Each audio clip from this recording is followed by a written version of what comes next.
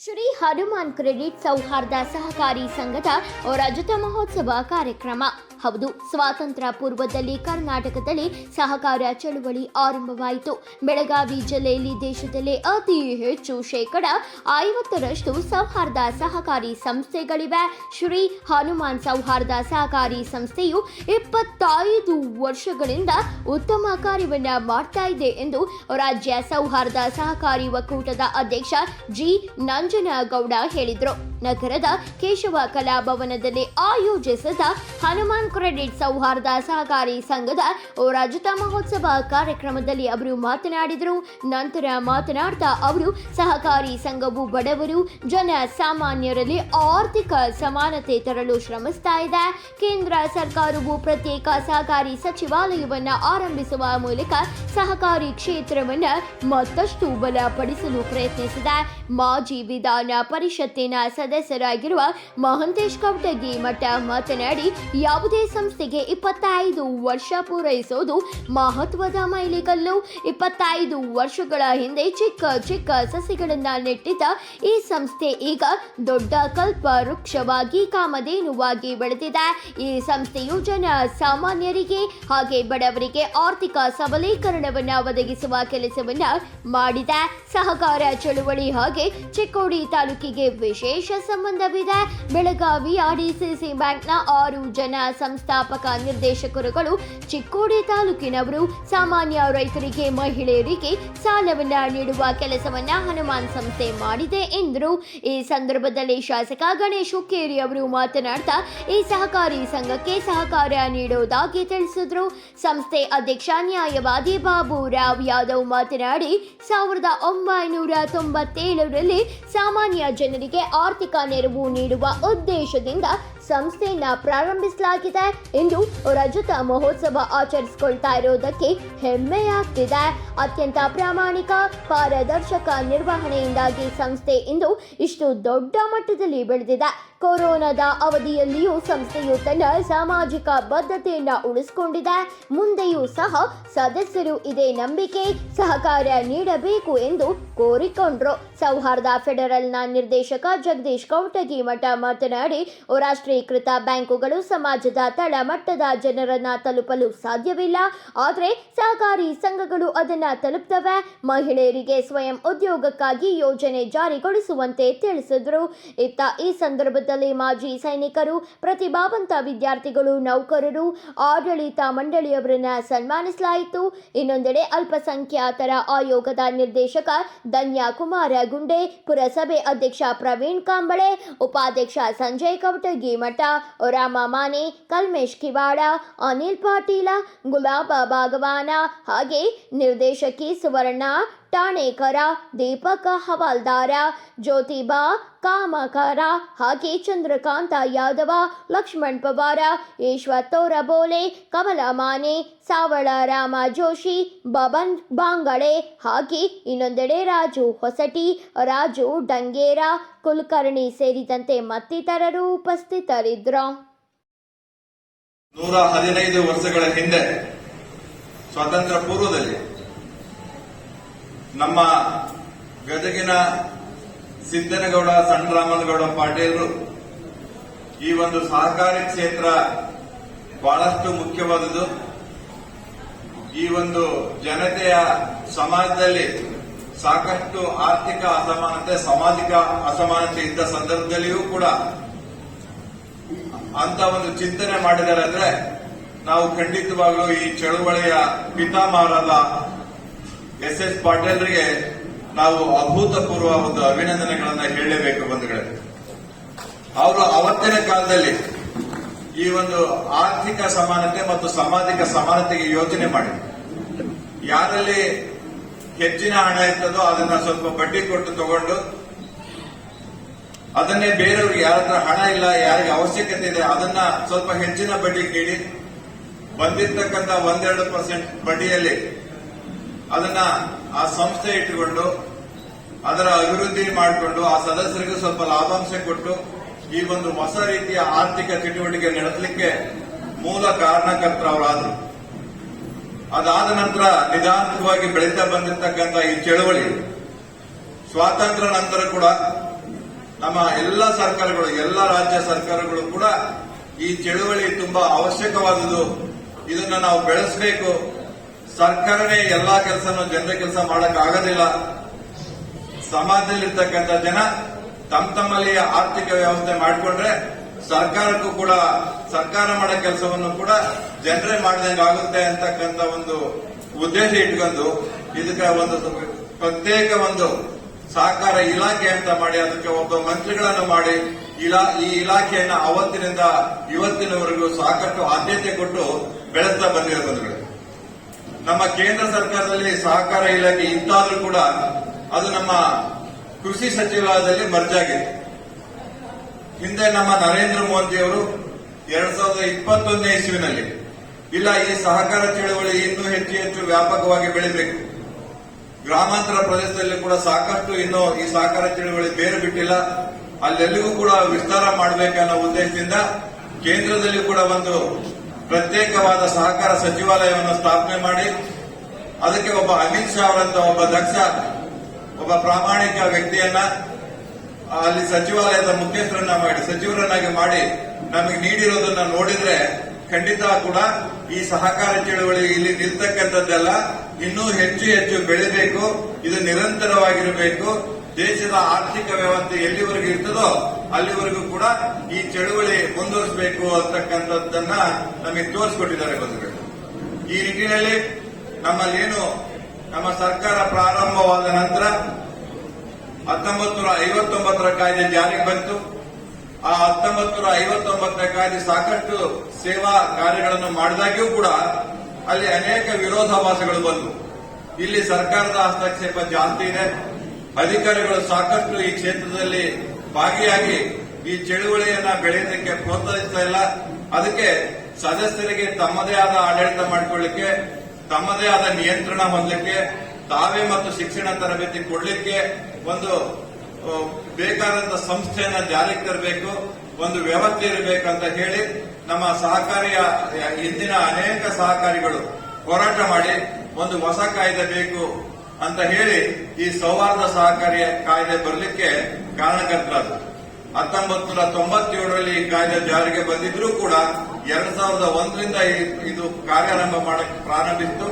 2001ರಿಂದ ಇವತ್ತಿನವರೆಗೆ ಸುಮಾರು 21 ವರ್ಷ ತುಂಬಿ 22ನೇ ವರ್ಷದಲ್ಲಿ ಕಾಲಿಟ್ಟ ಈ ಹೊಸ ಕಾಯ್ದೆಗೆ ಸುಮಾರು 5,600 ಚಿಲ್ಲರ ಸಂಸ್ಥೆಗಳು ನೋಂದಣಿಯಾಗಿವೆ ಬಂಧುಗಳು.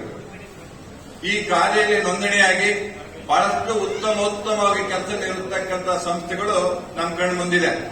ವಿಶೇಷವಾಗಿ ಬೆಳಗಾವಿ ಜಿಲ್ಲೆಯಲ್ಲಿ ಕೂಡ ಈ ಸಹಕಾರಿ ಕ್ಷೇತ್ರ ಸಾಕಷ್ಟು ಬೆಳೆದಿದೆ. ಇಡೀ ದೇಶದಲ್ಲಿ ಎಷ್ಟು ಈ ಸೌಹಾರ್ದ ಸಹಕಾರಿಗಳಿದಾವೋ ಅದರ 50ರಷ್ಟು ಸಹಕಾರಿ ಸಂಘಗಳು ಬರೀ ಬೆಳಗಾವಿ ಜಿಲ್ಲೆನಲ್ಲೇ ಇದಾವೆ ಅಂತಕ್ಕಂಥದ್ದು ಖಂಡಿತ ಹೆಮ್ಮೆಯ ವಿಷಯ.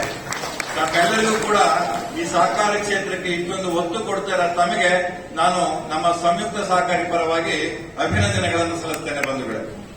ಈ ಬೆಳವಣಿಗೆ ಯಾವ ಸಹಕಾರಿ ಕ್ಷೇತ್ರ ಇಷ್ಟೊಂದು ಬೆಳವಣಿಗೆ ಕಂಡಿದೆ, ಅದರ ಜೊತೆಗೆ ಕೆಲವು ಕಪ್ಪು ಚುಕ್ಕಿಗಳು ಕೂಡ ನಮಗೆ ಕಾಣ್ತಾ ಇದಾವೆ. ವಿಶೇಷವಾಗಿ ಕಳೆದ 5-6 ವರ್ಷಗಳಿಂದ ಕೆಲವೊಂದು ಸಂಸ್ಥೆಗಳು ಹಣವನ್ನ ಸಾರ್ವಜನಿಕರಿಂದ ಸಂಗ್ರಹ ಮಾಡಿ ಅದನ್ನ ಸಾರ್ವಜನಿಕ ಸಾಲ ವಿತರಿಸಲಿಕ್ಕೆ ವಿನಿಯೋಗಿಸದೆ ಕೇವಲ ತಮ್ಮ ಸ್ವಾರ್ಥಕ್ಕಾಗಿ, ತಮ್ಮ ವ್ಯವಹಾರಕ್ಕಾಗಿ, ತಮ್ಮ ರಿಯಲ್ ಎಸ್ಟೇಟ್ ಉದ್ಯೋಗಕ್ಕೋ ಮತ್ಯಾವುದಕ್ಕೂ ಅದನ್ನ ಬಳಸಿಕೊಂಡು ಸಾರ್ವಜನಿಕರಿಗೆ ಅವರು ಇಟ್ಟಿರ್ತಕ್ಕಂಥ ಡಿಪಾಸಿಟ್ ಅನ್ನ ತಾವು ಕೇಳಿದ ಕೂಡಲೇ ಕೊಡ್ತಾ ಇಲ್ಲದಂತ ಪರಿಸ್ಥಿತಿ ಮತ್ತು ಅದನ್ನ ಅವರಿಗೆ ವಂಚನೆ ಮಾಡತಕ್ಕಂಥ ಪರಿಸ್ಥಿತಿ ಇವತ್ತು ಬಂದೊದಗಿದೆ. ಅಂತ ಸಂಸ್ಥೆಗಳು ಕೇವಲ ತಮ್ಮ ಹಿತಾಸಕ್ತಿಯನ್ನ ಮಾತ್ರ ಕಾಪಾಡಿಕೊಂಡು ಈ ಸಾರ್ವಜನಿಕರ ಹಿತಾಸಕ್ತಿಯನ್ನ ಮರಿತಾ ಇದ್ದಾರೆ. ಈ ಸಂಸ್ಥೆಯ ಮೂಲ ಉದ್ದೇಶನೇ ಅಷ್ಟೇ, ಯಾರ ಹತ್ರ ಹಣ ಇರ್ತಕ್ಕಂಥದ್ದನ್ನ ಸಾರ್ವಜನಿಕರಿಂದ ಕಲೆಕ್ಟ್ ಮಾಡಬೇಕು ಮತ್ತು ಅದು ಸಂಪೂರ್ಣ ಸಾರ್ವಜನಿಕರೇ ವಿನಿಯೋಗ ಆಗಬೇಕು. ನಾವು ಆಡಳಿತ ಮಂಡಳಿಯವರಿಗೆ ಹಣ ತಗೊಂಡು ನಮ್ಮ ಬಿಸಿನೆಸ್ ಅನ್ನು, ನಮ್ಮ ಇಂಡಸ್ಟ್ರಿಯನ್ನು ಬೆಳೆಸಲಿಕ್ಕೆ ಈ ಸಂಘ ಅಥವಾ ಸಂಸ್ಥೆ ಇಲ್ಲ.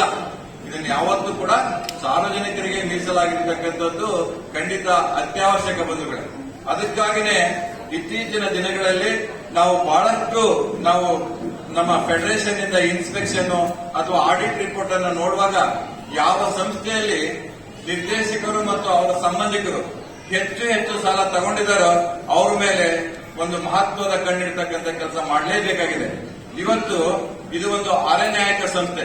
ನಾವು ನಮ್ಮಲ್ಲೇನೆ ಈ ಸಂಸ್ಥೆಯ ಕಂಟ್ರೋಲ್ ಅಂದ್ರೆ ಎಲ್ಲಾ ಈ 5600 ಸಂಸ್ಥೆಗಳನ್ನು ಕೂಡ ಆಡಳಿತಾತ್ಮಕವಾಗಿ ತಾವು ಸ್ವತಂತ್ರ ಇದ್ರೂ ಕೂಡ ಯಾವಾಗಾದ್ರೂ ತಪ್ಪಿದ್ರೆ ಅದನ್ನ ಸರಿಯಾದ ಸೂಕ್ತ ಕ್ರಮ ತಗೊಳ್ಳಿಕ್ಕೆ, ಕಾನೂನು ಕ್ರಮ ತಗೊಳ್ಳಿಕ್ಕೆ ನಮ್ಮ ಸಂಯುಕ್ತ ಸಹಕಾರಿಗೆ ಅಧಿಕಾರ ಇದೆ ಮತ್ತು ಜವಾಬ್ದಾರಿನೂ ಇದೆ. ಆ ನಿಟ್ಟಿನಲ್ಲಿ ಇವತ್ತು ನಾವು ಸಾಕಷ್ಟು ಮುಂದೆ ಪ್ರಾರಂಭ ಹಂತದಲ್ಲಿ ನಾವು ಈ ಸಂಸ್ಥೆಗಳನ್ನ ಹೆಚ್ಚು ಬೆಳೆಸಬೇಕು ಅಂತಕ್ಕಂಥ ಉದ್ದೇಶ ಇಟ್ಕೊಂಡು ಈಗ 5600 ಮುಟ್ಟಿದ್ದೇವೆ. ಹಳೆ ಕಾಯ್ದೆಯಲ್ಲಿ ಸುಮಾರು 45ರಿಂದ 46,000 ಸಂಸ್ಥೆಗಳಿದ್ದಾಗ್ಯೂ ಕೂಡ ನಮ್ಮಲ್ಲಿ 5,600 ಸಂಸ್ಥೆಗಳು ಬೆಳೆದಿರತಕ್ಕಂಥದ್ದು ಕಡಿಮೆ ಸಾಧನೆ ಏನಲ್ಲ. ಈ ಸಾಧನೆ ಬರೇ ಸಂಖ್ಯಾತ್ಮಕವಾಗಿದ್ರೆ ಸಾಲದು, ಗುಣಾತ್ಮಕವಾಗಿ ಕೂಡ ಇದನ್ನ ಬೆಳೆಸಬೇಕು ಅನ್ನೋ ಉದ್ದೇಶದಿಂದ ನಾವು ಇದನ್ನ ಆಡಳಿತ ವಿಕೇಂದ್ರೀಕರಣ ಮಾಡಬೇಕು ಮತ್ತು ಮೂಲಭೂತ ಸೌಕರ್ಯಗಳನ್ನ ಒದಗಿಸಬೇಕು ಅನ್ನೋ ದೃಷ್ಟಿಯಿಂದ ನಾವು 4 ಡಿವಿಷನ್ ನಲ್ಲಿ ಕೂಡ Belagavi division, Gulbarga division, Mysuru division ಮತ್ತು ಬೆಂಗಳೂರು ಡಿವಿಷನ್ ಈ 4 ಡಿವಿಷನ್ಗಳಲ್ಲೂ ಕೂಡ ಒಂದೊಂದು ಪ್ರಾಂತೀಯ ಕಚೇರಿಗಳನ್ನ ಪ್ರಾರಂಭ ಮಾಡಿ 3 ಕಡೆ ಕಟ್ಟಡಗಳನ್ನು ಕಟ್ಟಿದ್ದೇವೆ.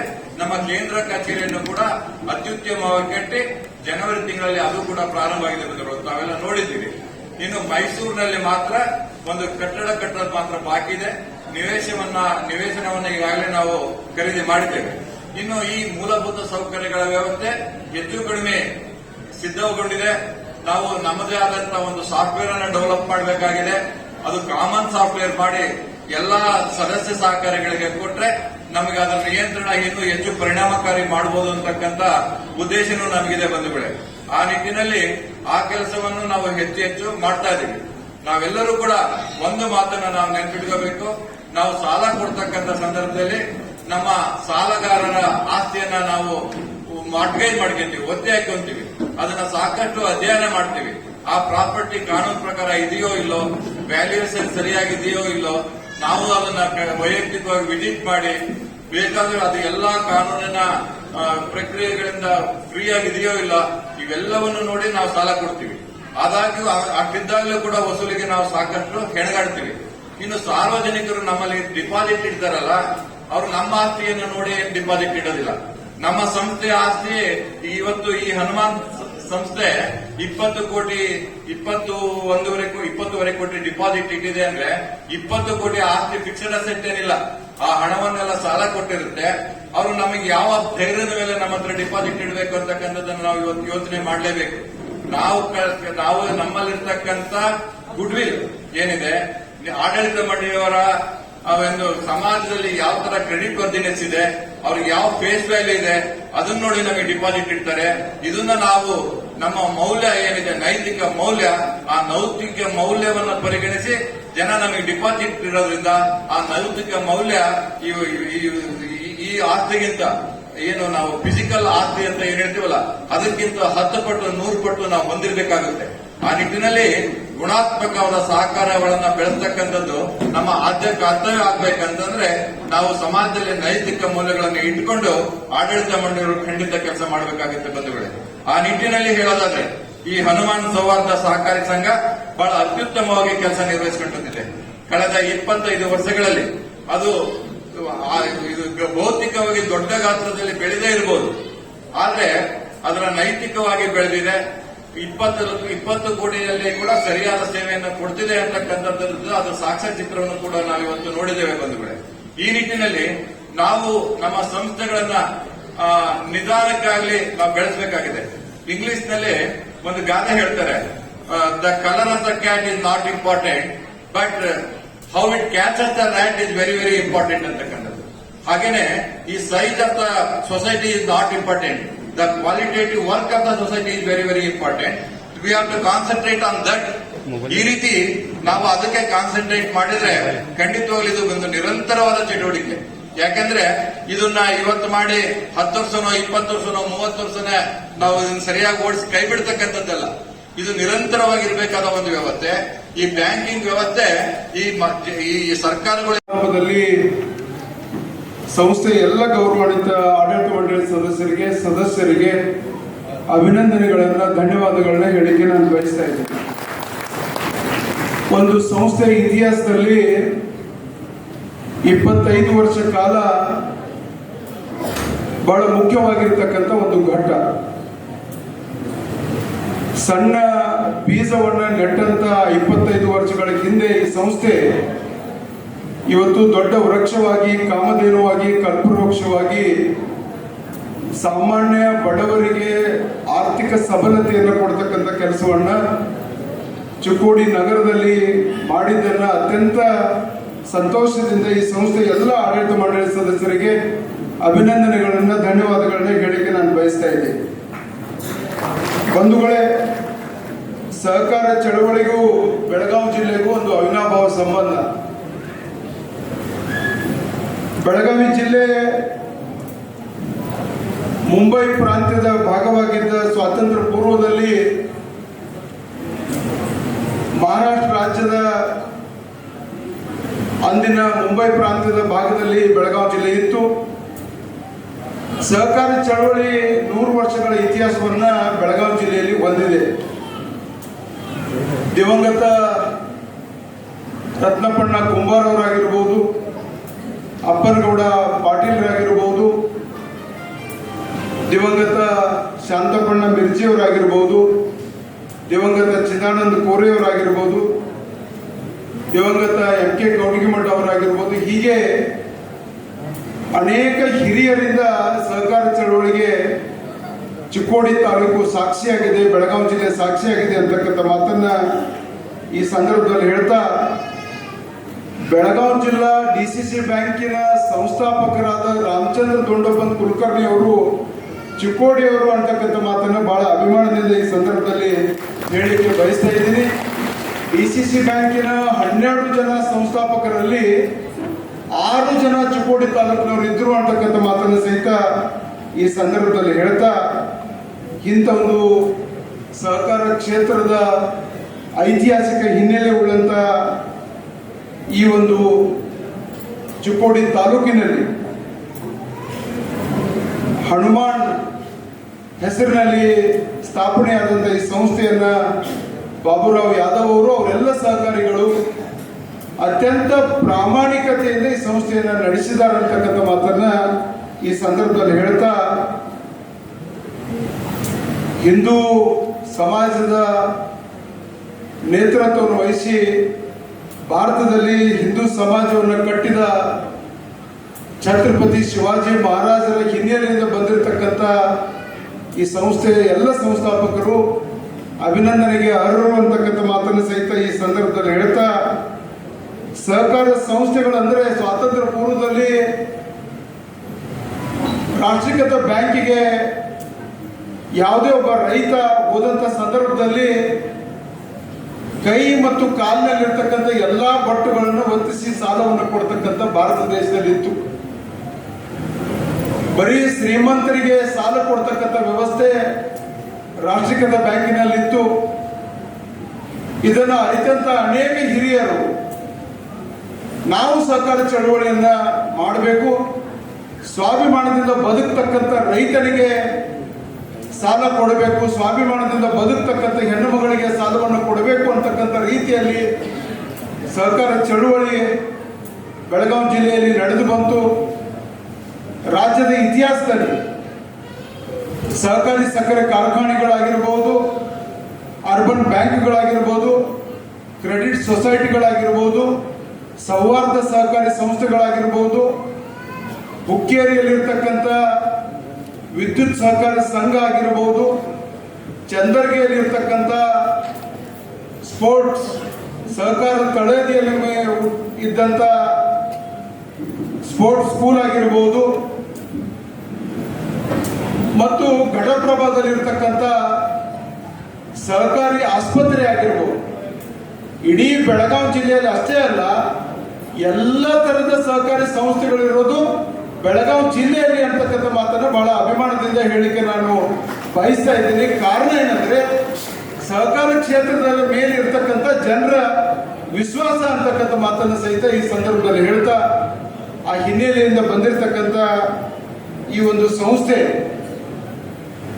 ನಾವು ಮತ್ತು ಸೌಹಾರ್ದದ ಅಧ್ಯಕ್ಷರು ಸಂಸ್ಥೆಗೆ ಭೇಟಿ ಕೊಟ್ಟಂತ ಸಂದರ್ಭದಲ್ಲಿ ಯಾದವ್ ಅವರು ಆ ಸಂಸ್ಥೆ ಬಗ್ಗೆ ಹೇಳ್ತಕ್ಕಂಥ ಸಂದರ್ಭದಲ್ಲಿ ಹೇಳಿದಂಥ ಮಾತೇನೆಂದರೆ आम्ही संस्था ಪ್ರಾಮಾಣಿಕಪಣೆನ ಚಾಲವಲೆ ಈ ಮಾತು ಇಡೀ ಸಹಕಾರಿಗಳಿಗೆ ಅದು ಅನ್ವಯ ಆಗ್ತದೆ ಅಂತಕ್ಕಂಥ ಮಾತನ್ನ ಬಹಳ ಅಭಿಮಾನದಿಂದ ಹೇಳಿಕೆ ನಾನು ಬಯಸ್ತಾ ಇದ್ದೀನಿ. ವಿಶ್ವಾಸ ಅನ್ನೋದು ಬಹಳ ಮುಖ್ಯ, ಅದನ್ನು ಉಳಿಸ್ತಕ್ಕಂಥ ಕೆಲಸವನ್ನು ಮಾಡಿದ್ದಾರೆ. ಅಧ್ಯಕ್ಷರು ಹೇಳಿದಾಗೆ ರಾಷ್ಟ್ರೀಕೃತ ಬ್ಯಾಂಕಿನಲ್ಲಿ ಅಥವಾ ಬೇರೆ ಬೇರೆ ಸಂಸ್ಥೆಗಳಲ್ಲಿ ಅದಕ್ಕೆ ತನ್ನದೇ ಆಗಿರ್ತಕ್ಕಂಥ ರಿಸರ್ವ್ ಫಂಡ್ ಜಾಸ್ತಿ ಇರ್ತದೆ. ಆದರೆ ಸೌಹಾರ್ದ ಸಂಸ್ಥೆಗಳಲ್ಲಿ ಜನರು ಇಡ್ತಕ್ಕಂಥ ಡಿಪಾಸಿಟಿನ ಆಧಾರದ ಮೇಲೆ ಆ ಸಂಸ್ಥೆಯನ್ನು ನಡೆಸಬೇಕಾಗ್ತದೆ. ಜನರು ಯಾಕೆ ಡಿಪಾಸಿಟ್ ಇಡ್ತಾರಂದ್ರೆ ಆ ಸಂಸ್ಥೆ ಯಾರು ನಡೆಸ್ತಾರಪ್ಪ, ನಮ್ಮ ಹಣ ಅದು ಡಿಪಾಸಿಟ್ ಸರಿಯಾಗಿ ಉಳಿತದೆ ಅಂತಕ್ಕಂಥ ವಿಶ್ವಾಸದ ಅರ್ಹತೆ ಮೇಲೆ ಆ ಸಂಸ್ಥೆಯಲ್ಲಿ ಡಿಪಾಸಿಟ್ ಅನ್ನ ಮಾಡ್ತಾರೆ. ಆ ಹಿನ್ನೆಲೆಯಲ್ಲಿ ಈ ಸಂಸ್ಥೆ ಯಾದವ್ ಅವರು ಅವರೆಲ್ಲ ಹವಾಲ್ದಾರ್ ಅವರು ಅವರೆಲ್ಲ ಕಾಣೇಕರ್ ಅವರ ಅತ್ಯಂತ ಪ್ರಾಮಾಣಿಕತೆಯಿಂದ ಈ ಸಂಸ್ಥೆಯನ್ನ ನಡೆಸಿದ್ದಾರೆ ಅಂತಕ್ಕಂಥ ಮಾತನ್ನ ಈ ಸಂದರ್ಭದಲ್ಲಿ ಹೇಳ್ತಾ, ಸಂಸ್ಥೆಯನ್ನ ನಡೆಸುವುದರ ಜೊತೆಗೆ ಸಾಮಾಜಿಕ ಜವಾಬ್ದಾರಿಯನ್ನು ಸಹಿತ ಅವರು ಮಾಡ್ತಾ ಇದ್ದಾರೆ. ಪ್ರತ್ಯೇಕ ವರ್ಷ जे नफा होतोय ಅಂದ್ರೆ ಪ್ರತ್ಯೇಕ ವರ್ಷ ಏನು ಆ ಸಂಸ್ಥೆ ಫಾಯ್ದಾ ಆಗ್ತದೆ ಅದನ್ನ ಸಮಾಜದ ಒಳ್ಳೆ ಕೆಲಸಕ್ಕಾಗಿ ಸಹಿತ ಉಪಯೋಗ ಮಾಡಿದ್ದಾರೆ. ಕೊರೋನಾ ಸಂದರ್ಭದಲ್ಲಿ ಜನರಿಗೆ ಸಹಾಯ ಮಾಡತಕ್ಕಂಥ ಕೆಲಸವನ್ನು ಸಹಿತ ಈ ಸಂಸ್ಥೆ ಮಾಡಿದೆ. ಅದಕ್ಕಾಗಿ ಅವರೆಲ್ಲ ಆಡಳಿತ ಮಂಡಳಿಗೆ ಅಭಿನಂದನೆಗಳನ್ನು ಸಹಿತ ಈ ಸಂದರ್ಭದಲ್ಲಿ ಹೇಳಲಿಕ್ಕೆ ನಾನು ಬಯಸ್ತಾ ಇದ್ದೀನಿ. ಈ ಸಂಸ್ಥೆ ಇನ್ನೂ ಅತ್ಯುತ್ತಮವಾಗಿ ಬೆಳೆಯಲಿ, ಸಹಕಾರ ಕ್ಷೇತ್ರದಿಂದ ಬರ್ತಕ್ಕಂಥ ನಮಗೆಲ್ಲರಿಗೂ ಸಹಿತ ಆದರ್ಶ ಆಗಲಿ ಅಂತಕ್ಕಂಥ ಮಾತನ್ನ ಈ ಸಂದರ್ಭದಲ್ಲಿ ಹೇಳ್ತಾ, ಈ ಸಂಸ್ಥೆಯಲ್ಲಿ ಒಂದು ಸಂಸ್ಥೆ ಅತ್ಯುತ್ತಮವಾಗಿ ಕಾರ್ಯನಿರ್ವಹಿಸಿದಾಗ ಆ ಭಾಗದಲ್ಲಿರ್ತಕ್ಕಂಥ ಬಡವರ ಆರ್ಥಿಕ, सामाजिक, शैक्षणिक मुन्नुडियನ್ನ ಆ संस्थे बरीतದೆ. कुठल्याही माणसाच्या जीवनामध्ये आर्थिकते कमतरता असताना त्या माणसाला व्यवस्थितपणे कर्ज देणे आणि त्याचा पूर्णपणे उपयोग होणे ಇದು ಬಹಳ महत्त्वाचे. सामान्य गरजू माणसं जरी राष्ट्रीयकृत बँकेकडे गेलं तर आत घेताना सुद्धा तो मॅनेजर विचार करत असतोय. असल्या व्यवस्थेमध्ये सामान्य गोरगरिबांना, सामान्य शेतकऱ्यांना, सामान्य महिलांना कर्ज देण्याचं काम ಹನುಮಾನ ಸಂಸ್ಥೆನ केलेले आहे. ಅದಕ್ಕಾಗಿ ಈ ಸಂಸ್ಥೆ ಎಲ್ಲ ಗೌರವಾನ್ವಿತ ಆಡಳಿತ ಮಂಡಳಿಗೆ ಮತ್ತೊಮ್ಮೆ ಅಭಿನಂದನೆಗಳನ್ನು ಹೇಳ್ತಾ, ಚಿಕ್ಕೋಡಿಯಲ್ಲಿರ್ತಕ್ಕಂಥ ಸಹಕಾರ ಸಂಸ್ಥೆಗಳು ವಿಶೇಷವಾಗಿ ಇಲ್ಲಿರ್ತಕ್ಕಂಥ ಶಾಂತಪಣ್ಣ ಮಿರ್ಜಿ ಅರ್ಬನ್ ಬ್ಯಾಂಕ್ ಆಗಿರಬಹುದು, ಇಲ್ಲಿರ್ತಕ್ಕಂಥ ಅನೇಕ ಸಹಕಾರ ಸಂಸ್ಥೆಗಳು ಅತ್ಯುತ್ತಮವಾಗಿ ನಡೆದಿವೆ. ಕೆಲವು ಸಂಸ್ಥೆಗಳ ಬಗ್ಗೆ ಆತ್ಮೀಯರಾಗಿರ್ತಕ್ಕಂಥ ಅಧ್ಯಕ್ಷರು ಹೇಳಿದರು, ಕೆಲವು ಸಂಸ್ಥೆಗಳು ಜನರಿಗೆ ತಪ್ಪು ಮಾಹಿತಿಯನ್ನು ಕೊಟ್ಟು ದಿವಾಳಿಯನ್ನು ಮಾಡಿದ್ದನ್ನು ಸಹಿತ ನಾವು ನಮ್ಮ ತಾಲೂಕಿನಲ್ಲಿ ನೋಡಿದ್ದೀವಿ. ಆದರೆ ಚಿಕ್ಕೋಡಿ ತಾಲೂಕಿನ ಜನ ಬಹಳ ಹುಷಾರದಾರ ಅಧ್ಯಕ್ಷರ, ಯಾರ ಕಡೆ ದುಡ್ಡು ಇಡಬೇಕು, ಯಾರ ಕಡೆ ದುಡ್ಡು ಇರಬಾರ್ದು, ಅಮ್ಮದ್ ಕ ಟೋಪಿ ಮೊಹಮ್ಮದ್ಕೋ, ಮೊಹಮ್ಮದ್ ಕ ಟೋಪಿ ಅಮ್ಮದ್ಕೋ ಯಾರು ಹಾಕ್ತಾರೋ ಅನ್ನೋದು ಚಿಕ್ಕೋಡಿ ತಾಲೂಕಿನ ಜನರಿಗೆ ಗೊತ್ತೈತಿ ಅಂತಕ್ಕಂಥ ಮಾತನ್ನು ಸಹಿತ ಈ ಸಂದರ್ಭದಲ್ಲಿ ಹೇಳಿ, ಹನುಮಾನ್ ಕ್ರೆಡಿಟ್ ಸೌಹಾರ್ದ ಸಂಸ್ಥೆ ಇನ್ನೂ ಹೆಚ್ಚು ಬೆಳೆಯಲಿ, ಇದರಿಂದ ಈ ಭಾಗದ ಆರ್ಥಿಕ, ಸಾಮಾಜಿಕ, ಶೈಕ್ಷಣಿಕ ಕ್ರಾಂತಿಗೆ ಒಂದು ಹೊಸ ಭಾಷೆಯನ್ನ ಈ ಸಂಸ್ಥೆ ಬರೀಲಿ ಅಂತಕ್ಕಂಥ ಮಾತನ್ನು ಈ ಸಂದರ್ಭದಲ್ಲಿ ಹೇಳಿ, ಅತ್ಯಂತ ಅಭಿಮಾನ ಮತ್ತು ಸಂತೋಷದಿಂದ ಈ ಕಾರ್ಯಕ್ರಮದಲ್ಲಿ ನಾನು ಭಾಗಿಯಾಗಿದ್ದೇನೆ. ಈ ಸಂಸ್ಥೆಗೆ ಶುಭಾಶಯಗಳನ್ನು ಕೋರಿ ನಾನು ಮಾತನ್ನು ಮುಗಿಸ್ತಾ ಇದ್ದೀನಿ. ಜೈ ಹಿಂದ್, ಜೈ ಕರ್ನಾಟಕ, ಜೈ ಸರ್ಕಾರ. ಉತ್ಸವ ಕಾರ್ಯಕ್ರಮದಲ್ಲಿ ಮೇಲ್ಮನೆಯ ಮಾಜಿ ವಿಧಾನ ಪರಿಷತ್ ಸದಸ್ಯರಾದ ಶ್ರೀ ಮಾಂತೇಶ್ ಕೌಟಗಿಮಠ್ ಅವರೇ,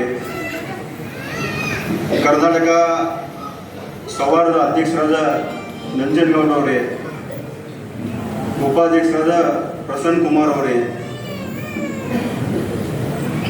ಹಾಗೂ ಸಂಚಾಲಕರಾದ ಹಾಗೂ ಪೂರಸಭೆ ಸದಸ್ಯರಾದ ಜಗದೀಶ್ ಕೌಟಗಿಮಠ್ ಅವರೇ, ಚಿಕ್ಕೋಡಿಯ ಪೂರಸಭೆ ಅಧ್ಯಕ್ಷರಾದ ಪ್ರವೀಣ್ ಕಾಂಬ್ಳೆ ಅವರೇ, ಸಂಜು ಕೌಟಗಿಮಠ್ ಅವರೇ, ಹಿರಿಯರಾದ ಧನಂಜಯ ಗುಂಡಿ ವಕೀಲ್ ಅವರೇ, ಯಾದವ್ ವಕೀಲ್ ಅವರೇ, ವೇದಿಕೆ ಮೇಲೆ ಉಪಸ್ಥಿತ ಈ ಸಂಘದ ಎಲ್ಲ ಅಧ್ಯಕ್ಷರೇ, ಸದಸ್ಯರೇ, ಹಿರಿಯರಾದ ಬಾಳು ಪಾಟೀಲ್ ಅವರೇ, ಬಬನ್ ಚೋಗ್ಲೆ ಅವರೇ, ಅನಿಲ್ ಪಾಟೀಲ್ ಅವರೇ, ರಾಮ ಮಾಣಿ ಅವರೇ, ನಾಂಗೇರ್ ಅವರೇ, ಬಾರ್ ಅಧ್ಯಕ್ಷರಾದ ಕಲ್ಮೇಶ್ ಕ್ಯೂಡ್ ಅವರೇ, ನಾಗೇಶ್ ಕ್ಯೂಡ್ ಅವರೇ, ಹಾಗೂ ಇಲ್ಲಿ ಸೇರಿದಂಥ ಸಂಘದ ಎಲ್ಲ ಸುಮಾರು 1800 ಏನು ಸದಸ್ಯರು ಬಂದಂಥ ಎಲ್ಲ ಸಂಘದ ಅಧ್ಯಕ್ಷರು ಸದಸ್ಯರು ಹಾಗೂ ಮಾಧ್ಯಮದ ಸ್ನೇಹಿತರೆ, ಈ ಒಂದು ರಜತ ಮಹೋತ್ಸವ ಕಾರ್ಯಕ್ರಮದಲ್ಲಿ ಈಗಾಗಲೇ ಅಧ್ಯಕ್ಷರಾಗಲಿ ಹಾಗೂ ಮಾಂತೇಶ್ ಕೌಟಗಿಮಠ ಅವರು ಹೇಳಿದರು, ಯಾವ ರೀತಿ ಒಂದು ಸಂಘ ಪರಿವರ್ತನೆ ಆಗಬೇಕು, ಸಂಘ ಬದಲಾವಣೆಯಾಗಿ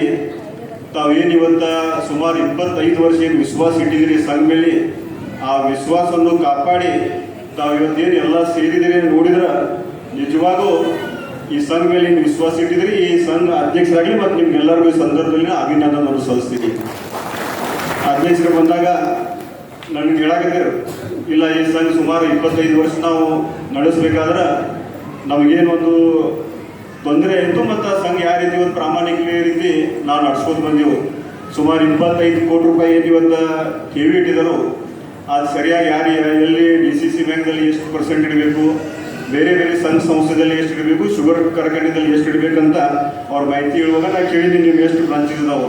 ಏನಾದ್ರು ಬರೀ ಚಿಕ್ಕೋಡಿಯಲ್ಲಿ ಒಂದು ಹೆಡ್ ಆಫೀಸ್ ಇತ್ತು, ಒಂದು ಬ್ರಾಂಚ್ ಇತ್ತು, ಅದು ಕಾರದ್ರದಲ್ಲಿ ಒಂದು ಬ್ರಾಂಚ್ ಇದೆ ಅಂತ ಅವ್ರು ಹೇಳ್ತಾ ಇದ್ರು.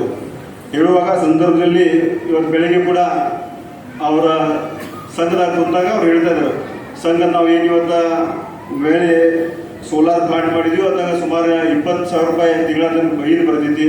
ಅದರಲ್ಲಿ ನಾವು ಯಾವ ರೀತಿ ಒಂದು ವಿಶ್ವಾಸದಿಂದ ನಾವು ಯಾವ ರೀತಿ ಒಂದು ಸಂಘ ನಡ್ಸ್ಕೊಂಡು ಬಂದೀವೋ, ರಾತ್ರಿ 12 ಗಂಟೆಗೂ ಕೂಡ ನಮ್ಗೆ ಯಾರು ಇವತ್ತು ವಿಡ್ರಾಲ್ ಕೇಳಿದ್ರು ಕೊಡುವಂಥ ನಮ್ಮ ಧೈರ್ಯ ಇತ್ತಂತ ನೇರವಾಗಿ ಅವರು ಆ ಸಂದರ್ಭದಲ್ಲಿ ಹೇಳ್ತಾ ಇದ್ರು.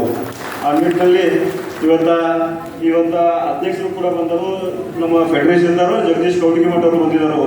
ಅಲ್ಲಿ ಮಾತನಾಡುವಾಗ ಅವ್ರು ಹೇಳಿನಿ, ಮುಂದಿನ ದಿನಮಾನದಲ್ಲಿ ಯಾವ ರೀತಿ ಕರ್ನಾಟಕದಲ್ಲಿ ಕಡೆ ಅಧ್ಯಕ್ಷರ ಹೆಚ್ಚಿನ ಕಾಳಜಿ ವಹಿಸಿ ಯಾವ ಸಂಘ ಒಳ್ಳೆ ರೀತಿ ಒಂದು ಪ್ರಗತಿ ಮಾಡಕತ್ತೋ, ಎಲ್ಲಿ ಅವ್ರ ಕಾಲ್ ಡಿಪಾಸಿಟ್ ಆಗಲಿ ಮತ್ತು ಸ್ವಂತ ಬಿಲ್ಡಿಂಗ್ ಕಟ್ಟಾಕ ಎಲ್ಲಿ ಅನುದಾನ ಐತಿ ಅಲ್ಲಿ ಸರ್ಕಾರದಿಂದ ಈಗಾಗಲೇ ಅವ್ರು ಹೇಳಿದ್ರು CA ಸೈಡ್ ಕೊಡುವಂಥ ಒಂದು ಅವಕಾಶ, ನಾನು ಕೂಡ ಅದನ್ನ ಬಗ್ಗೆ ಸದನದಲ್ಲಿ ಪ್ರಸ್ತಾವ ಮಾಡಿ ಯಾಕಂದ್ರೆ ಅವ್ರು ಹೇಳುವಾಗ ಎಲ್ಲೆಲ್ಲಿ BDA ಸೈಟ್ ಅದಾವು, ಬೇರೆ ಬೇರೆ ಎಲ್ಲಿ ಪ್ರಾಧಿಕಾರಿ ಅದಾವು, ಅಲ್ಲಿ ನಾವು ಬರೀ ಒಂದು CA ಸೈಡ್ ಕೊಡುವಂಥದ್ದು ಒಂದು ವ್ಯವಸ್ಥೆ ಆಗ್ತಿದೆ.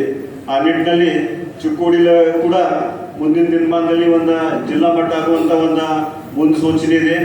ನಾ ಅಧ್ಯಕ್ಷರಾಗಲಿ ನೀ ಯಾವುದೋ ವಕೀಲಾಗಲಿ ನಾ ಸಗಳೆಲ್ಲ ವಿನಂತಿ ಮಾಡಿದ್ದೆ ಅಂದ್ರೆ ಮುಂದಿನ ದಿನಮಾನದಲ್ಲಿ ಒಂದು ಸ್ಥಳ ಅವಕಾಶ ಮಾಡಿ ಒಂದು ಒಳ್ಳೆ ಬಿಲ್ಡಿಂಗ್ ಕಟ್ಟಿ ಈ ಸಂಸ್ಥೆ ಇದೇ ರೀತಿ ಪ್ರಗತಿ ಆಗಬೇಕಂತ ಹೇಳಿ ಇವತ್ತು ಈ ಭಾಗದ ಒಂದು ಪ್ರತಿನಿಧಿಯಾಗಿ ನಂದು ಕೂಡ ತಾವೇನು ಒಂದು ವಿಶ್ವಾಸ ಇಟ್ಟಿದ್ದೀರಿ, ಈ ಸಂಘ ಮೇಲೂ ಕೂಡ ನಂದು ಅಷ್ಟೇ ಒಂದು ವಿಶ್ವಾಸ ಐತಿ.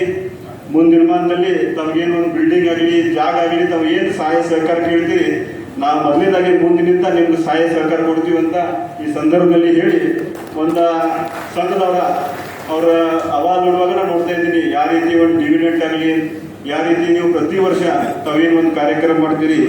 ಈ ಒಂದು ಒಳ್ಳೆ ಕಾರ್ಯಕ್ರಮದಲ್ಲಿ ವಿಶೇಷವಾಗಿ ಎಲ್ಲರೂ ಈ ಸಂಘ ಮೇಲೆ ವಿಶ್ವಾಸ ಇಟ್ಟಿದ್ರಿ, ಈ ಸಂಘ ಇದೇ ರೀತಿ ಮುಂದುವರೆದ ಮುಂದಿನ ದಿನಮಾನದಲ್ಲಿ ಹೆಚ್ಚಿನ ಶಾಖೆದಾಗದ ಹೆಚ್ಚಿನ ಜನರಿಗೆ ಇವತ್ತು ಈ ಸಂಘದಿಂದ ಅನುಕೂಲ ಆಗಲಿ ಅಂತ ಹೇಳಿ ನನ್ನ ಮಾತನ್ನು ಮುಗಿಸುತ್ತೇನೆ. ಖಾಸಗಿ ಬ್ಯಾಂಕ್ಗಳಲ್ಲಿ ನಾವು ಎಷ್ಟು ಜನ ಮೆಂಬರ್ ಅದೇವಿ, ಎಷ್ಟು ಜನ ಡಿಪಾಸಿಟ್ ಇಟ್ಟಿವಿ, ಎಷ್ಟು ಜನ ಅದ್ರಾಗ ಸಾಲ ತಗೊಂಡಿವಿ ಅನ್ನೋದು ಲೆಕ್ಕ ಹಾಕಿದ್ರೆ ಇಲ್ಲಿ ಅವ್ರ ಪಟ್ಟ ಬ್ಯಾಂಕ್ ಅನ್ಸೋರಷ್ಟು ರಾಷ್ಟ್ರೀಕೃತ ಬ್ಯಾಂಕಿಗೆ ಹೋದವು. ಈ ಮಾತನ್ನು ಯಾಕೆ ಹೇಳ್ತೀನಿ ಅಂದ್ರೆ, ರಾಷ್ಟ್ರೀಕೃತ ಬ್ಯಾಂಕ್ ಹೋಗ್ಬೇಕಾದ್ರೆ ಮೊದಲು ನಮ್ಮ ಸಿವಿಲ್ ರೇಟಿಂಗ್ ಕೇಳೋದು ಅಥವಾ ಇನ್ನಿತರ ನಿಮ್ಮ ಅವರು ಸೈಡ್ ಒದಿಸ್ಕೊಳ್ಳೋದು ಮತ್ತು ನಮ್ಮ ಹೆಬ್ಬಟ್ಟು ಒದಿಸ್ಕೊಳ್ಳೋದು, ಬಹುಶಃ ಪೇಪರ್ದಾಗ ಯಾವ ಜಾಗ ಉಳ್ಯಾಗಿ ಅಂತ ಹೇಳ್ಬಿಡ್ತಾರೆ, ಹೊರತಾಗಿ ಎಲ್ಲಾನ ಬರ್ಸ್ಕೊತಾರೆ. ಅಂತ ಸಂಸ್ಥೆ ರಾಷ್ಟ್ರೀಕೃತ ಬ್ಯಾಂಕ್ದಾಗ ಆಗ್ತದೆ. ಆದ್ರೆ ಸರ್ಕಾರ ಸಂಸ್ಥೆ ಇಷ್ಟೆಲ್ಲ ಕೇಂದ್ರ ಸರ್ಕಾರ, ರಾಜ್ಯ ಸರ್ಕಾರಗಳು, ಸರ್ಕಾರಿ ಸಂಘಗಳನ್ನ, ರಾಷ್ಟ್ರೀಕೃತ ಬ್ಯಾಂಕ್ಗಳನ್ನ, ಪ್ರೈವೇಟ್ ಬ್ಯಾಂಕ್ಗಳನ್ನ ಇಷ್ಟೆಲ್ಲ ಮಾಡಿದಾಗ್ಯೂ ಕೂಡ ಕೇವಲ ದೇಶದ ಜನಸಂಖ್ಯೆಯ 20% ಮಾತ್ರ ಇವತ್ತು ನಾವು ಬ್ಯಾಂಕಿಂಗ್ ಕ್ಷೇತ್ರದಾಗ ಹೋಗ್ಬಿಟ್ಟಿದ್ದೀವಿ. ಅದಕ್ಕಿಂತ ಜಾಸ್ತಿ ಮುಟ್ಟಾಕ ನಮ್ಮ ಕಡೆಯಿಂದ ಆಗಿಲ್ಲ. ಯಾಕೆ ಆಗಿಲ್ಲ ಅಂದ್ರೆ ಇನ್ನೂ ಆ ವ್ಯಾಪ್ತಿಗೆ ಜನರು ಬರಾಕ ಹೆದರ್ತಾರೆ. ಇನ್ನೂ ಖಾಸಗಿ ಬಡ್ಡಿದಾರ ಅದಾರ, ಫೈನಾನ್ಸ್ಗಳು ನಡೆಯತಾವ, ಕಾನೂನಾತ್ಮಕವಾಗಿರೋರು ಬೇರೆ, ಖಾಸಗಿ ಬಡ್ಡಿದಾರ ಇದ್ದಾರ ಬೇರೆ. ಇಷ್ಟಾಗಿ ಕೂಡ ನಾವು ಸಹಕಾರಿ ಸಂಸ್ಥೆಗಳು ಯಾಕೆ ಹುಟ್ಟಿದ್ವು ಅಂದ್ರೆ ರಾಷ್ಟ್ರೀಕೃತ ಬ್ಯಾಂಕ್ಗಳ ಸೇವೆ ಸಮಾಜದ ಕಟ್ಟ ಕಡೆ ವ್ಯಕ್ತಿಗೆ ಹೋಗಿ ಮುಟ್ಟಕ್ಕೆ ಸಾಧ್ಯ ಇಲ್ಲ. ಕಟ್ಟ ಕಡೆ ವ್ಯಕ್ತಿಗೆ ಯಾರು ಮುಟ್ಟಕ್ಕೆ ಸಾಧ್ಯ ಐತಿ? ಒಂದು ಸರ್ಕಾರ ಸಂಸ್ಥೆ ಮಾತ್ರ ಮುಟ್ಟಕ್ಕೆ ಸಾಧ್ಯ ಐತಿ. ಎಲ್ಲರೂ ರಾಷ್ಟ್ರೀಕೃತ ಬ್ಯಾಂಕ್ನ ಹೋಗಿ ಕೇಳಬೇಕಾದ್ರೆ ಮನ್ಯಾಗ ಮದುವೆ ಐತಿ ಸಾಲ ಕೊಡ್ರಿ ಅಂತ ಹೇಳ್ರಿ, ಕೊಡಂಗಿಲ್ಲ. ಆದ್ರೆ ಬಾಬುರಾವ್ ಯಾದವ್ ಕಡೆ ವಕೀಲ ಕಡೆ ಬಂದು ಕೇಳ್ರಿ, ಮನ್ಯಾಗ ಮದುವೆ ಐತಿ ಸಾಲ ಬೇಕಾಗಿಲ್ಲ ಅಂದ್ರೆ 4 ಮಂದಿ ಯೋಗ್ಯ ನಿಮ್ಮ ಕಡೆ ಜಮೀನ್ದಾರ ಅದರೇ ಮತ್ತು ಆಸ್ತಿ ಕೇಳಿದ್ರೆ ಅದ ದಿವಸ ನಿಮ್ಗೆ ಸಾಲ ಸಿಗ್ತದೆ. ದವಾಖಾನಿಗೆ ಹೊಟ್ಟಿಗೆ ಸಾಲ ಬೇಕಾಗಿದೆ ಅಂತ ಯಾರೇ ನೀವು ಹೋಗೋದು ರಾಷ್ಟ್ರೀಕೃತ ಬ್ಯಾಂಕ್ದಾಗ ಹೋಗಿ ಕೇಳಬೇಕಾರೆ ಸಾಲ ಸಿಗಂಗಿಲ್ಲ. ದವಾಖಾನಿಗೆ ಹೊಟ್ಟೆಗೆ ಸರ್ವತ್ತಾಗೈತಿ, ನಂಗೆ ಸಾಲ ಬೇಕಾಗೈತೆ ಅಂತೇಳಿ ಯಾರೋ ವಿಶ್ವಾಸಿಕ ಮನುಷ್ಯ ಬಂದಂದ್ರೆ ಈಗ ನೀವು ರಾತ್ರಿ ದುಡ್ಡು ಒಯ್ಯು ನಾಳೆ ಬಂದಲ್ಲಿ ಸೈನ್ ಮಾಡೋಂಥ ವ್ಯವಸ್ಥೆ ಇರಿದ್ರೆ ಅದು ಕೇವಲ ಕ್ರೆಡಿಟ್ ಸೊಸೈಟಿಗಳಲ್ಲಿ ಮಾತ್ರ ಸಾಧ್ಯತೆ, ಇನ್ನಿತರ ಯಾವ ಸಂಸ್ಥೆಗಳಲ್ಲಿ ಮಾತ್ರ ಸಾಧ್ಯ ಇಲ್ಲ. ಆ ನಿಟ್ಟಿನಲ್ಲಿ ಸಮಾಜದ ಕಟ್ಟು ಕಡೆ ವ್ಯಕ್ತಿಗೆ, ಸಮಾಜದ ಅತಿ ಕೆಳಗಿನ ಹೆಣ್ಮಕ್ಳಿಗೆ ಯಾವ ವ್ಯವಸ್ಥೆ ಮುಗ್ತಿದ್ರೆ ಇವತ್ತು ಕ್ರೆಡಿಟ್ ಇರ್ಬೋದು ಅಥವಾ ಸೌಹಾರ್ದ ಚಳವಳಿಯ ಸಂಸ್ಥೆಗಳಿರ್ಬೋದು, ಇವು ಮಾತ್ರ ಹೋಗಿ ಮುಟ್ಟಕ್ಕೆ ಸಾಧ್ಯತೆ, ಇನ್ನಿತರ ಯಾರೂ ಮುಟ್ಟಕ್ಕೆ ಸಾಧ್ಯ ಇಲ್ಲ. ಆ ನಿಟ್ಟಿನಲ್ಲಿ 25 ವರ್ಷಗಳಲ್ಲಿ ಇವತ್ತು ಈ ಹನುಮಾನ್ ಸಹಕಾರಿ ಒಳ್ಳೆ ಕೆಲಸ ಮಾಡಿ ಸಮಾಜದ ಎಲ್ಲ ವ್ಯಕ್ತಿಗಳನ್ನ ಹೋಗಿ ಮುಟ್ಟಿದೆ ಅಂತ ಹೇಳಕ್ಕೆ ಹೆಮ್ಮೆ ಅನಿಸ್ತೈತಿ. ಅದ್ರ ಜೊತೆಗೆ ಒಂದು ಸಜೆಷನ್ ಮಾಡ್ತೇವೆ, ಸಮಾಜದಲ್ಲಿ ಇವತ್ತು ನಿಮ್ಮ ಸಂಸ್ಥೆಯಲ್ಲಿ ಹೆಣ್ಮಕ್ಳ ಸಂಸ್ಥೆ ಸದಸ್ಯರಾಗಿದ್ದಾರೆ. ಸ್ವಯಂ ಉದ್ಯೋಗ ಸಂಬಂಧ ಅವ್ರಿಗೆ ನೀವು ಕಾಲಕ್ಕೆ ಅವ್ರಿಗೆ ತಿಂಗಳಿಗೋ ಅಥವಾ 2 ತಿಂಗಳು ಟ್ರೈನಿಂಗ್ ಕೊಟ್ಟು ನೀವೇ ಫೈನಾನ್ಸ್ ಮಾಡಿ ನೀವೇ ಮಾಡುವಂಥ ಪ್ರಾಡಕ್ಟ್ಗಳನ್ನ ಮಾರ್ಕೆಟಿಂಗ್ ಮಾಡುವಂಥ ವ್ಯವಸ್ಥೆ ಮಾಡಿದ್ರೆ ಅವರು ಮಹಿಳೆಯರಿಗೆ ಒಂದು ಸ್ವಯಂ ಉದ್ಯೋಗ ಮಾಡಿಕೊಟ್ಟಾಗ್ತದೆ. ಆ ನಿಟ್ಟಿನಲ್ಲಿ ಈ ಸಂಸ್ಥೆ ಸಾಮಾಜಿಕ ಹೊಣೆಗಾರಿಕೆ ಭಾಳ ತಗೊಂಡೈತಿ. ಆದರೆ ಈ ಕೆಲಸನೂ ಕೂಡ ಅದು ಮಾಡಬೇಕು ಅನ್ನೋಂಥ ಅಪೇಕ್ಷೆ ಇಟ್ಕೊಂಡು ನನ್ನ ಕರೆಸಿ ಅಧ್ಯಕ್ಷೀಯ ಸ್ಥಾನ ಕೊಟ್ಟು ಮಾತಾಡಲಿಕ್ಕೆ ಅವಕಾಶ ಮಾಡಿಕೊಂಡಂಥ ಎಲ್ಲ ಆಡಳಿತ ಮಂಡಳಿಗೆ ಹಾಗೂ ಅಧ್ಯಕ್ಷರಿಗೆ, ಉಪಾಧ್ಯಕ್ಷರಿಗೆ, ಇಲ್ಲಿ ಸಂಘಟಕರಿಗೆ ಮಾತನ್ನು ವಹಿಸಿ ನನ್ನ 1993ರಲ್ಲಿ ನಾನು ಹಾಗೆ ನನ್ನ ಸಂಘಟನೆಯರು ಅವಾಗ 90 ಶತಮಾನದ ನಮ್ಮ 2000 ಒಳಗೆ ಇಲ್ಲಿ ಒಂದು ಫೈನಾನ್ಸ್ ಕಾರ್ಪೊರೇಷನ್ ಎಲ್ಲ ಪ್ರಾರಂಭ ಆಗ್ತಾ ಇದ್ವಿ. ಆದ ಸಮಯದಲ್ಲಿ ನಾವು ಒಂದು ಶ್ರೀ ಫೈನಾನ್ಸ್ ಕಾರ್ಪೊರೇಷನ್ ಅಂತ ನಾವು ಒಂದು ಫೈನಾನ್ಸ್ ಕಾರ್ಪೊರೇಷನ್ ಪ್ರಾರಂಭ ಮಾಡಿದ್ದೀವಿ. ಈ ಹಿನ್ನೆಲೆಯಲ್ಲಿ ನಾವು ಯಾವಾಗ ಫೈನಾನ್ಸ್ ನಡೆಸ್ತಿದ್ವಿ ಅವಾಗ 36% ಬಡ್ಡಿ ಹಾಕೋದ ಎಲ್ಲ ವಸೂಲಿ ಮಾಡೋದ ಅದು ನಮ್ಗೆ ಸರಿ ಅನಿಸಲಿಲ್ಲ. ಯಾಕಂದ್ರೆ ನಮ್ಮೆಲ್ಲ ನಂದು ಆಗ್ಲಿ ನಮ್ಮ ಸಂಘಟನೆಯವ್ರದ್ದಾಗ್ಲಿ ಏನ್ರಿ ನಾವೇನ್ ಸಂಸ್ಥೆ ತೆಗಿಯಾಕತ್ತೀವಿ ಈ ಸಮಾಜದ ದೃಷ್ಟಿಕೋನ ಚಲೋ ಆಗಬೇಕು, ಏನ್ರಿ ನಮ್ಮ ಕೈಲಿ ಒಳ್ಳೆ ಕೆಲಸ ಆಗ್ಬೇಕಂತ ನಮ್ದು ಒಂದು ಇಚ್ಛೆ ಇತ್ತು, ಭಾವನೆ ಇತ್ತು. ಅದಕ್ಕೆ ನಾವು ತಕ್ಕಂತೆ ನಮ್ಗದ ಏನ್ ಧ್ಯೇಯ ಇತ್ತು ಅದಕ್ಕೆ ಪೂರೈಸಲು ಸಾಧ್ಯವಾಗದ ಕಾರಣ ನಾವು 1997ರಲ್ಲಿ ಶ್ರೀ ಹನುಮಾನ್ ಕ್ರೆಡಿಟ್ ಸಂವಾದ್ ಸಹಕಾರಿ ಲಿಮಿಟೆಡ್ ಚಿಕ್ಕೋಡಿ ಹೆಸರಿನಲ್ಲಿ ಸಂಸ್ಥೆಯನ್ನು ಪ್ರಾರಂಭಿಸಿದ್ವಿ. ಆ ಸಮಯದಲ್ಲಿ ನಮ್ಮ ಸಂಸ್ಥೆಗೆ 474 ಸದಸ್ಯರು 3 ಲಕ್ಷ ರೂಪಾಯಿ ಭಾಗಬಂಡವಾಳ ಅಥವಾ 5 ಲಕ್ಷ ರೂಪಾಯಿ ಠೇವಿಗಳೊಂದಿಗೆ ನಾವು ಸಂಸ್ಥೆಯನ್ನು ಪ್ರಾರಂಭಿಸಿದ್ದೀವಿ. ಈ ಅದೇ ವರ್ಷದಲ್ಲಿ 1997-98ನೇ ವರ್ಷ ಅಂತ್ಯದಲ್ಲಿ ನಮ್ಮ ಸಂಸ್ಥೆಯು 10,000ಕ್ಕಿಂತಲೂ ಹೆಚ್ಚು ನಫೆ ಗಳಿಸಿತು. ಅಂದ್ರೆ 4-5 ತಿಂಗಳ ಒಳಗ ಅದೊಂದು ನಮ್ಮ ಹೆಮ್ಮೆಯ ವಿಷಯ. ಅಂದಿನಿಂದ ಇವತ್ತಿನವರೆಗೆ ನಮ್ಮ ಸಂಸ್ಥೆಯು ಪ್ರತಿ ವರ್ಷ ಹೆಚ್ಚಾಗಿ ಹೆಚ್ಚು ಲಾಭ ಗಳಿಸುತ್ತಾ ಬಂದಿದ್ದು ಸಂಸ್ಥೆ ಆಗಿರುತ್ತದೆ. ಈ ಸಂಸ್ಥೆಯಲ್ಲಿ 2005ರಲ್ಲಿ ನಾವು ಒಂದು ನಮ್ಮ ಸ್ವಂತ ಬಂಡವಾಳದ ಉಪಯೋಗ ಮಾಡಿ ಕಟ್ಟಡವನ್ನು ಕಟ್ಟಿದೀವಿ. ಎಲ್ಲ ನಮ್ಮ ಸಂಸ್ಥೆಯು ಗಣಕೀಕೃತ ಮಾಡಿ ಎಲ್ಲ ವ್ಯವಹಾರಗಳನ್ನು ಮುಂದುವರಿಸಿದೀವಿ. ತದನಂತರ 2013ರಲ್ಲಿ ನಮ್ಮ ಕಟ್ಟಡವು 3 ಅಂತಸ್ತಿನ ಕಟ್ಟಡ ಮಾಡಿದೀವಿ. ಅಲ್ಲಿ 2018ರಲ್ಲಿ ವಿದ್ಯುತ್ ಘಟಕವು ನಾವು ನಮ್ಮ ಸಂಸ್ಥೆಯ ಮೇಲ್ಛಾವಣಿಯಲ್ಲಿ ಅಳವಡಿಸಿದೀವಿ. ಆ ನಂತರ 2016ರಲ್ಲಿ ಕಾರದಗ ಒಳಗೆ ನಾವು ಬ್ರಾಂಚ್ ಸ್ಥಾಪನೆ ಮಾಡಿ ಅದು ಬ್ರಾಂಚ್ ಸಹ ಸುಸ್ಥಿತಿಯಲ್ಲಿ ಕಾರ್ಯನಿರ್ವಹಿಸುತ್ತದೆ. ಅದು ನನಗೆ ಹೇಳಲಿಕ್ಕೆ ಹೆಮ್ಮೆ ಅನ್ನಿಸ್ತದೆ. ಈ 25 ವರ್ಷ ಒಳಗ ನಾವು ಹೇಳಿ ಒಂದು ಹೇಳಲಿಕ್ಕೆ ನನಗೆ ಹೆಮ್ಮೆ ಅನ್ನಿಸ್ತದೆ. ಈ ನಮ್ಮ ಸದಸ್ಯರ ಸಹಕಾರ, ಠೇವಿದಾರರ ಸಹಕಾರ ಬಹಳ ಮುಖ್ಯವಾದದ್ದು. ನಾವು ಈ ಸಂಸ್ಥೆ ಸಣ್ಣ ಸಂಸ್ಥೆ ಅದ. ಈಗ 25 ಕೋಟಿ ಠೇವಿ ಇದಾವ, 1875 ಶೇರ್ ಮೆಂಬರ್ಗಳಿದಾವ. ಒಂದೇ ಶಾಖೆ ಐತಿ, ಒಂದು ಮೈನ್ ಬ್ರಾಂಚ್ ಐತಿ, ಚಿಕ್ಕ ಸಂಸ್ಥೆ ಐತಿ. ಆದ್ರೆ ನಾ ಪ್ರಾಮಾಣಿಕವಾಗಿ ಹೇಳ್ತೀನಿ, ಚಿಕ್ಕ ಸಂಸ್ಥೆ ಇದ್ರೂ ಇದು ಒಂದು ಚೊಕ್ಕ ಸಂಸ್ಥೆ ಐತಿ ನಮ್ಮ ಇದರ ಒಳಗ ಹೇಳಿಕೆ ಇಚ್ಛೆ ಪಡಿಸ್ತೀವಿ. ಈ ಹಿನ್ನೆಲೆಯಲ್ಲಿ ಮತ್ತೊಂದು ಹೇಳ್ಬೇಕಾಯ್ತಂದ್ರ ನಾವು ಯಾವತ್ತೂ ನಮ್ಮ ಇದರ ಒಳಗ ನಮ್ಮ ಸಂಚಾಲಕರು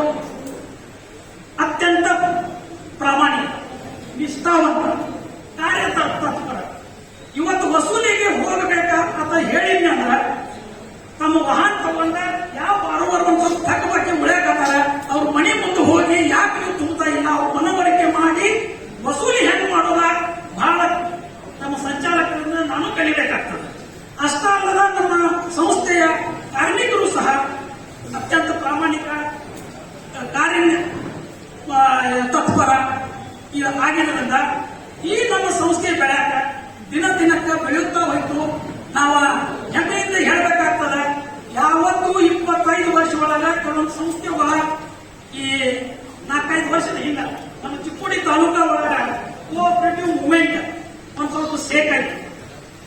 ಹಿಂಗ ಸೇಕ್ ಆಯ್ತಾ ಎಲ್ಲಾ ಸಂಸ್ಥೆಗಳು ಹೋಗ್ತಾವ, ಎಲ್ಲಾ ಡಿಪಾಸಿಟ್ಸ್ ವಿಡ್ರಾ ಆಗ್ತಾವ, ಮತ್ತೆ ಈ ಸಂಸ್ಥೆ ಉಳಿಯಂಗಿಲ್ಲ ಅಂತ ಮನೋಭಾವನೆ ನಮ್ಮ ಈ ಇತ್ತೀಚಿನ ಜನರ ಮನೊಳಗಿತ್ತು. ಆ ಸಮಯದಲ್ಲಿ ನಮ್ಮ ಮ್ಯಾನೇಜರ್ ಸಾಹೇಬಿಗೆ ನಾನು ಮೊದಲ ಹೇಳಿಟ್ಟಿದ್ದೀನಿ, ಈ ಸಿಚುವೇಶನ್ ನಮ್ದು ಒಂದು ಎಮರ್ಜೆನ್ಸಿ ಸಿಚುವೇಶನ್ ಅದ. ನಮ್ಮ ಸಂಸ್ಥೆ ಒಳಗ 1 ಕೋಟಿಯಿಂದ 1.5 ಕೋಟಿ ಅರೇಂಜ್ಮೆಂಟ್ ಮಾಡಿ ಇಡಬೇಕು. ನಾನು ನಿಮಗೆ ಹೇಳೋದು ಇಚ್ಛಾ ಪಡ್ತೇನೆ ಅಂದ್ರೆ, ಈ ವ್ಯವಸ್ಥೆಯನ್ನು ನಾವು ಮಾಡಿಟ್ಟಿದ್ದೀವಿ. ನಮ್ದು ಸುಸ್ಥಿತಿ ಇತ್ತು. ನಿಮಗೆ ಸಾಹೇಬ್ರು ಹೇಳಬೇಕಾಯ್ತಂದ್ರ, ಈ ಹಿನ್ನೆಲೆಯಲ್ಲಿ ಎಲ್ಲಾ ಸದಸ್ಯರ ಕೆಲವು ಮಂದಿ ಟಿವಿ ತಗೊಳಕ್ ಬಂದು ವಿಡ್ರಾನು ಮಾಡಿದ್ರು. ತಗೋರಿ, ಬೇಕು ತಗೋರಿ, ಬೇಕು ತಗೊಂಡು ಹೋಗ್ರಿ, ಮತ್ತೆ ಬೇಕಾದ್ರೂ ತಗೊಂಡು ಹೋಗ್ರಿ.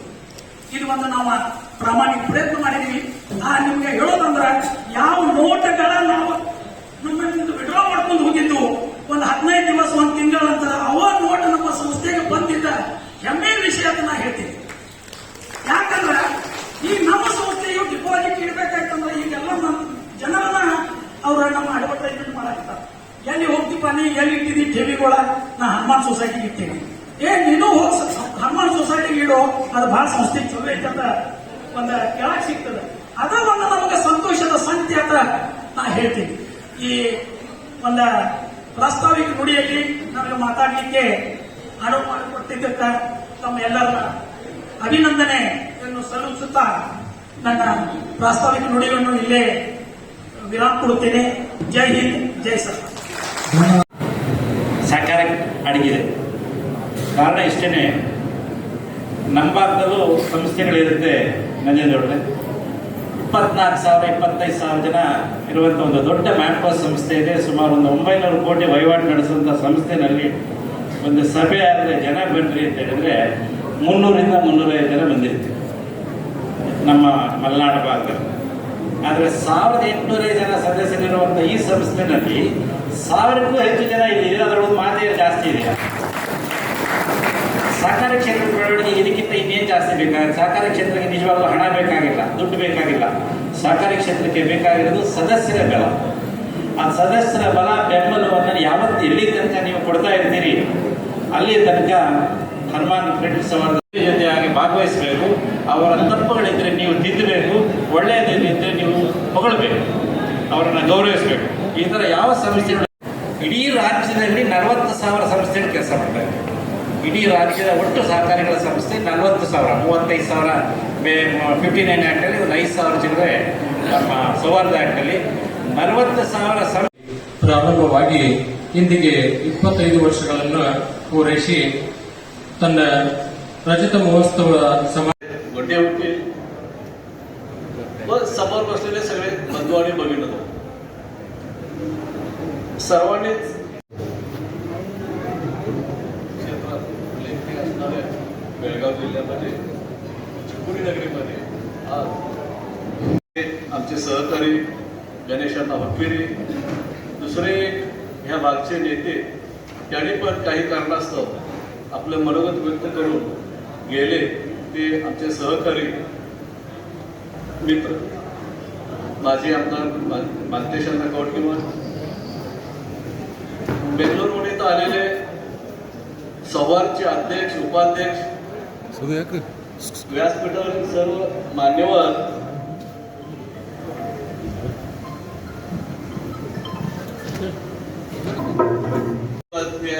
मी माझी साक्षीदार म्हणजे माझ्या 1,19,00,000 कर्जाला जे जामीन होते ते भवन चौगुलींना आहेत. गवत कारखाने संचालक आहेत ते 2021 साली जरा माझी परिस्थिती परत आणि शेतीत चांगलं आलं म्हणून मी बँक पैसे भरायला गेलो.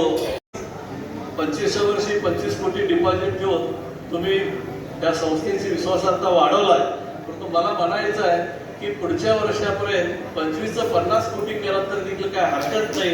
कारण माझे संचालक सगळे चेअरमन, व्हाईस चेअरमन किंवा जे संचालक मंडळ आहेत ते सगळे माझे मित्र आहेत म्हणून मी तुम्हाला सांगत नाही.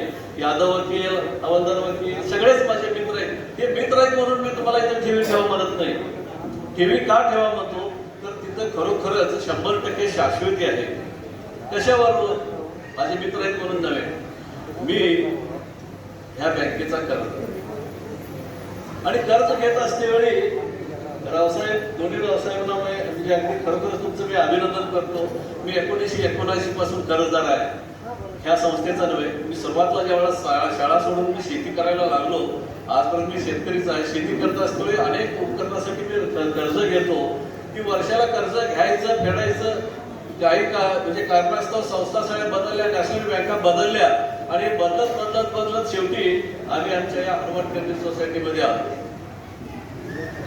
खरोखरच रावसाहेब कंपनी तुमचं अभिनंदन एवढ्यासाठीच करायचं की प्रत्येक बँकेत मी कर्जाला गेल्यानंतर त्या बँकेचं एनओसी आणा, ह्या बँकेचं एनओसी आणा म्हणायचे आणि खरोखरच कर्ज नसल्यामुळे गेल्यानंतर एनओसी द्यायचं आणि मी एनओसी दिल्यानंतर तिथं त्या संस्थेत मला कर्ज मिळायचं. परंतु इथं मात्र वेगळं पाहायला मिळालं. काय वेगळं पाहायला मिळालं, तेवढ्यासाठीच मी त्यांचं कौतुक करतो. 80 सालापासून त्याच्या अगोदर आमच्या वाडवडिलांनी जेवढ्या लोकांनी कर्ज घेतली होती त्या उतार्यावरच जर बघितलं तर सगळी ती बँक ही बँक सगळं ते डायरेक्ट काढलं तर सगळ्या बँकेचे कर्जांचंच नक्की असायचं. ह्या बँकेत ज्यावेळेला मी कर्जाला आलो त्यावेळेला कर्ज घेत असतेवेळी ह्या संचालक मंडळाने स्पष्ट सांगितलं, त्यातल्या त्यात मला वाटतं BR यादव आणि आमचे हवालदार वकील आणि कुलकर्णी मॅनेजर साहेब, आम्हाला एनओसी चालत नाही, आम्हाला डायरेक्ट त्या उतार्यावरचं एनओसी सब रजिस्टर जवळ जाऊन त्याची जे कर्ज कमी झालेली नक्कल पाहिजे तरच मी तुम्हाला कर्ज देणार, नाही तर नाही. हे बघा एनओसी कदाचित माझे आणि मित्र बँकवाले आहेत, त्यांनी मला जर कर्ज असतापैकी एनओसी दिलं तर देखील इथं कर्ज म्हणजे ते खोटं झालं असतं. परंतु ही जी मंडळी आहेत ती स्पष्ट सांगितली, आमच्यावर विश्वास ठेवून जे 25 कोटी आज ठेवलेत आमच्याकडं, त्यांचा जर कुठंतरी त्यांच्या विश्वासाला जर आम्ही पात्र उरायचं असेल तर आम्ही कर्ज देत असतेवेळी ते कर्ज शक्यतो कितीही जवळचा असला, मित्र असू दे, पाहुणा असू दे, शेजारी असू दे, ते मला बिलकुल मान्य नाही. आम्हाला डॉक्युमेंट क्लिअर असल्याशिवाय कर्ज देत नाही. म्हणून माझे सगळे गेल्या 30-1 वर्षाचे जेवढे उतार्यावर जेवढे कर्जाचे नमुने नावं होती ಸತ್ಕಾರವಿರುತ್ತದೆ.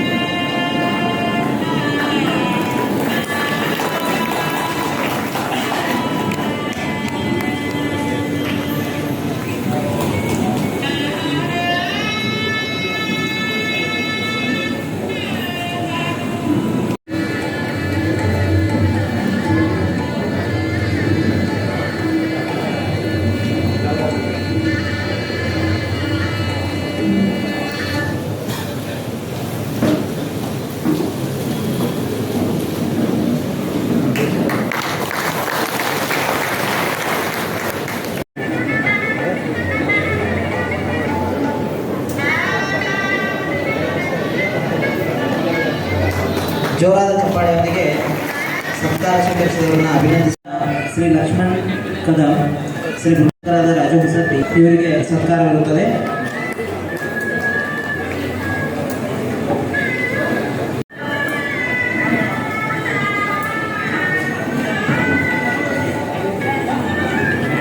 ಇದಾದ ನಂತರ ಶ್ರೀ ಚಂದ್ರಕಾಂತ್ ಯಾದವ್, ಶ್ರೀ ಈಶ್ವರ್ ಥೋರ್ಬೋಲೆ, ಶ್ರೀ ಸಾವಳಾರಾಮ್ ಜೋಶಿ, ಶ್ರೀಮತಿ ಕಮಲಾ ಮಾನೆ, ಶ್ರೀ ಬಬನ್ ಬೋಗಾಳಿ ಇವರು ವೇದಿಕೆ ಹತ್ತಿರ ಬರಬೇಕು.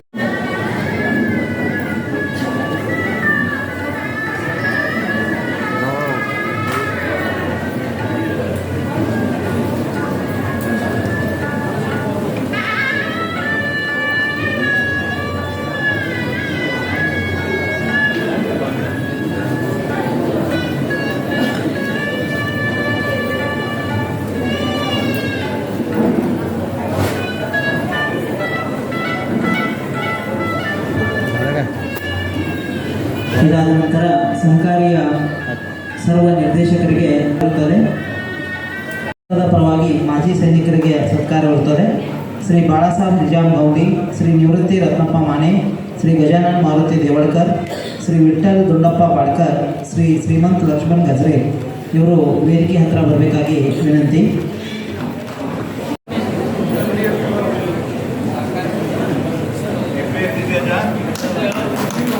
ಶ್ರೀ ಶಾನಪ್ಪ ಯಲ್ಲಪ್ಪ ಡಂಗೇರಿಯವರು ಸಹಕಾರಿಯ ಪ್ರಥಮ ಸದಸ್ಯರಾಗಿದ್ದು ಇವರಿಗೆ ಸಹಕಾರಿ ಪರವಾಗಿ ಇದೀಗ ಸತ್ಕಾರ ಜರುಗುತ್ತಿದೆ.